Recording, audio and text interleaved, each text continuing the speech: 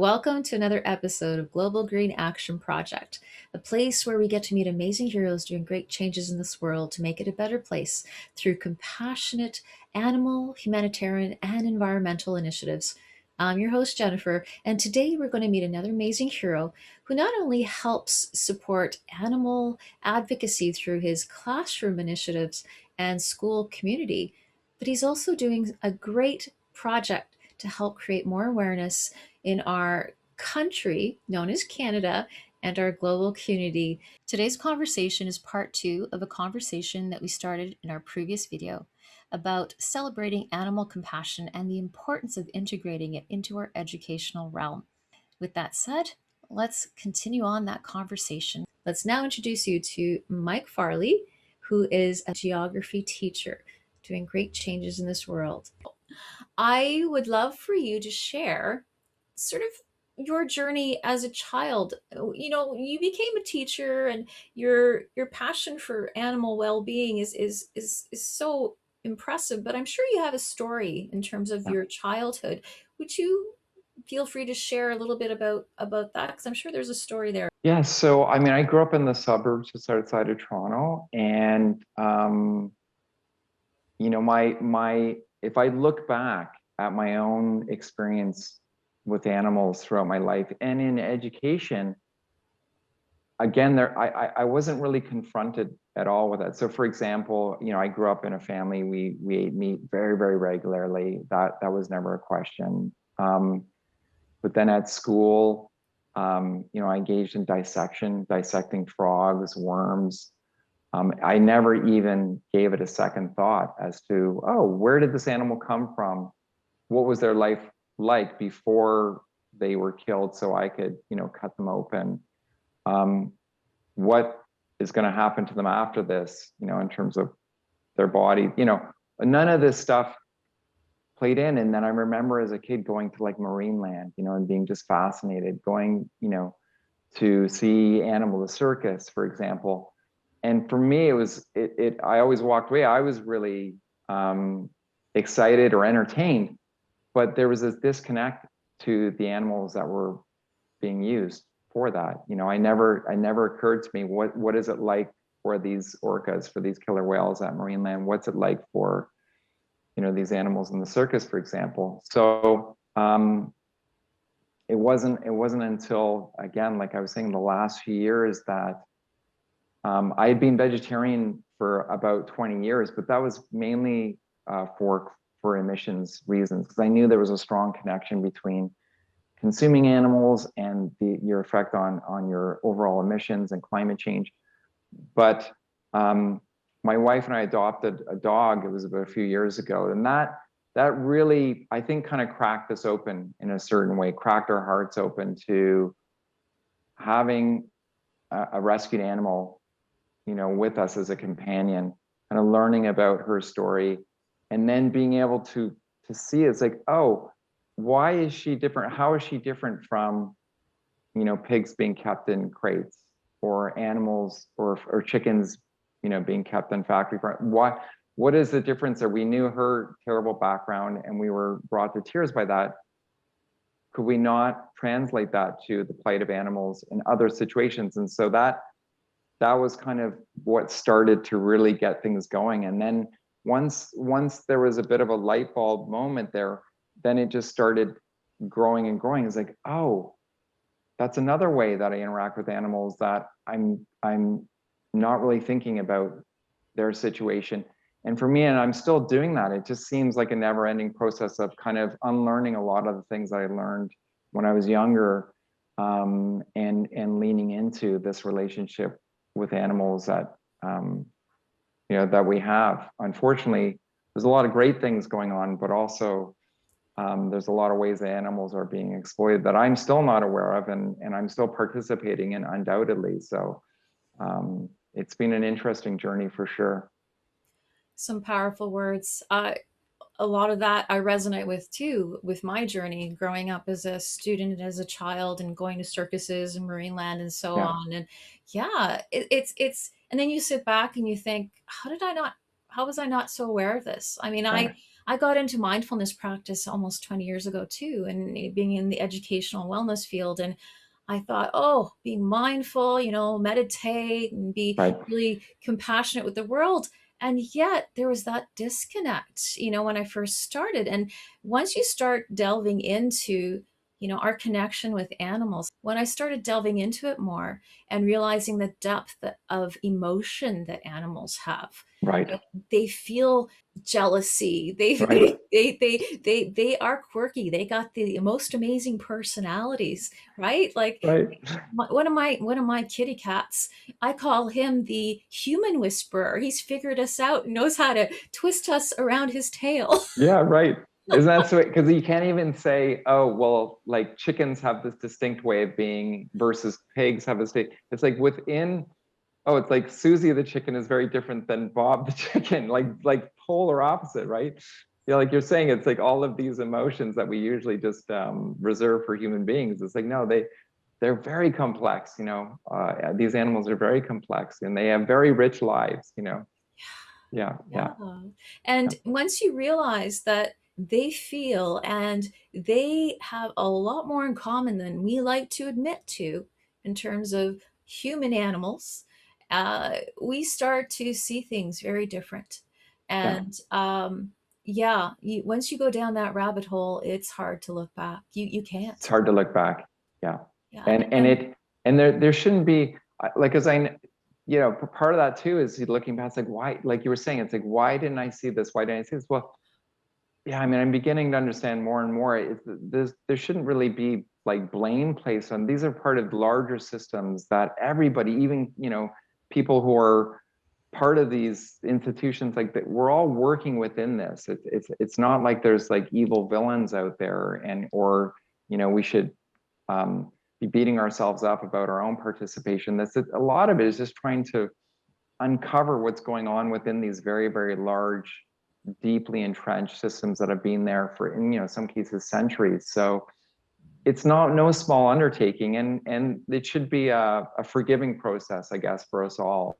Yeah, yeah, that's a yeah, really, really good point. I mean, yeah, this is not about right or wrong. This is yeah. about educating, Right, becoming more mindful and aware of our world around us, and making better choices now that we become aware.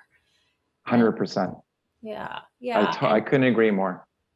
I think that compassionate piece, as you mentioned, is so key in terms of healing our planet on all levels.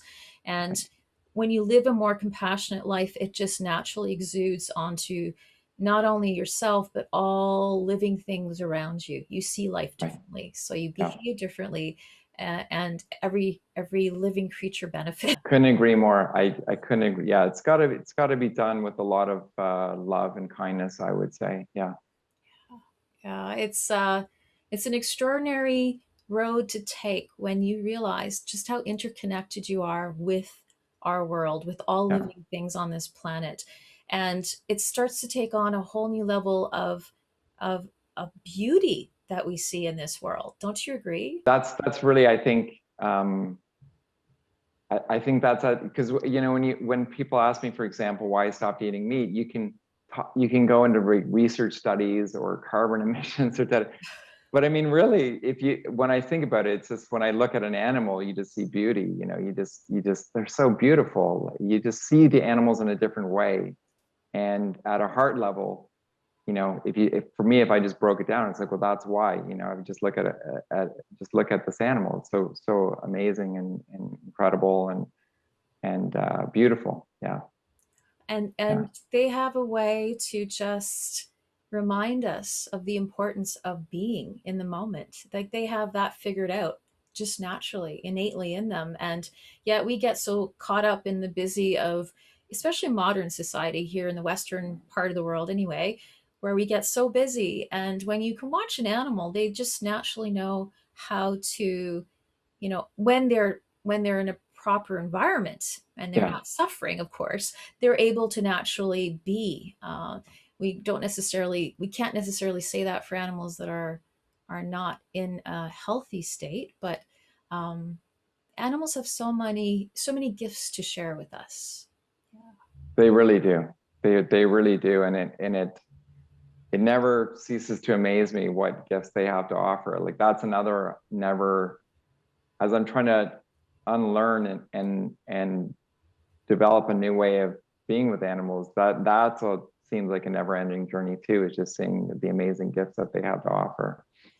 Yeah. As a teacher, having explored this road of learning about animals and animal compassion and so on, do you find that it gives you a richer, deeper, more meaningful relationship with your students? I think, I'm just thinking back. So last spring, I ran 2 virtual field trips to 2 different sanctuaries. And it was the first time I had ever tried anything like that. I had no idea if it was going to work or not. But we went to a primate sanctuary, the Storybook Farm Primate Sanctuary, just outside of Toronto. And then also the Happily Ever After Farm Sanctuary, which is for farmed animals. So 2 quite distinct sanctuaries. Um, and I really looked at it like this was us diving into this together, in a way that I'm not sure if I've approached my teaching in the same degree of like, hey, we're exploring this together. We're all kind of leaning into what we're learning from this, and we're being challenged in certain ways. We're being amazed in other ways. And the feedback that I got from the students after those field trips was really unlike any feedback I've gotten before from not me as a teacher, but for the actual experience of them doing something like that, just as a learning experience. Um, very, very much more kind of emotionally based and deeper, I would say, in terms of the impact that had. So I think that creates a closeness there, when you can have an experience like that of beauty, and celebration, that undoubtedly kind of creates a closer bond than, if I'm teaching about river systems or, not that they're not important, but there's just something different about exploring this topic together. I think also because we're in a similar situation as a teacher and a student as to trying to unpack a lot of this stuff, compared to maybe some of the more knowledge-based stuff that I do as a teacher. So yeah, definitely. Yeah. Very interesting. What was the feedback that you received from your students through those experiences? Was it, I'm sure you got a lot of interesting questions. When I put down the learning goal for that, because, usually as a teacher, I have all these learning goals, and I really, it was only one. It was just like, all I want you to do is to begin to question your relationship to animals. That's it. I didn't have like, I want you to do X, Y, or Z, or by the end of this unit, da, da, da, da. So a lot of them were just like that. They were kind of like, I had no idea that a place existed for farm animals other than, being killed. I just had no idea that there was a sanctuary for it. And to see a farm animal that was older, that was living, like you were saying before, like in a natural environment as opposed to in a factory, like those were the types of responses of like that thing of like, I had no idea, I had no idea, I had, that one came up a lot, which again isn't typical, I would say, of my experience with students. It's like, oh, well, I learned this was interesting, and I didn't know how to do this skill before now. But this was more at a deeper level. It was like, I just had no idea that, the number of monkeys that are being used in research in Canada. Like, I had no idea some of the procedures that are done on them. Like, wherever you fall on the spectrum, what you think about these practices, whether you agree with them, don't agree with them, don't know. But even just to begin to understand some of these things that are going on, that was really the response from a lot of the students. Yeah. Profound. And when I hear you speak, I'm hearing a teacher giving his students an opportunity to explore emotional intelligence in an educational setting. And that is powerful stuff. We learn about one subject, but this ties into your whole way of being, the whole way of living, the whole way you see the world. And that is huge in terms of educating our children, our youth, to live their most resilient and happy life, Right. in all areas of their life. really amazing stuff that you're doing. And I'm very blessed to be, the school that I'm at is super supportive. Everybody was on board, parents, students, the teachers I was teaching with, the administration. So I had a lot of support, and the St. Croix I was working with, they had never done anything like that. So I'm very lucky to be working with some amazing people and some amazing students. It's a great way to explore mindfulness, right? That ties into our compassionate lifestyle that we all want to live, but we need the strategies and the tools and that awareness piece, right? That educational piece that helps empower us to live our best life so that we can be compassionate to ourselves and then, of course, be compassionate to all life around us. So, so powerful.